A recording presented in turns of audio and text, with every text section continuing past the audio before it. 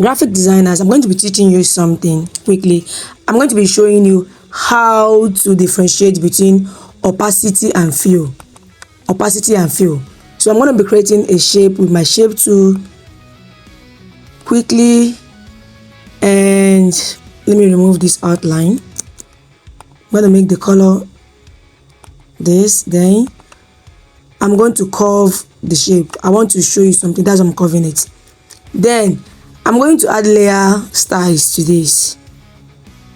I'm going to add layer styles. I'm going to add a drop shadow. A drop shadow. Yes, I'm going to be adding a stroke. And let me do a contour. And okay, look at the effect here. If I use the opacity, let me reduce the opacity. Everything goes. Ctrl Z.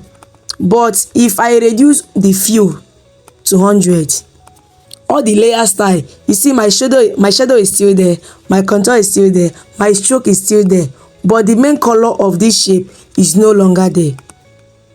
The main color of this shape, it's no longer there, but every other thing is there. So that's just the difference between opacity and fill. I think one of the differences. So in your opacity, it's once you've reduce it to 100, every single thing in that shape, both the effect, everything is out.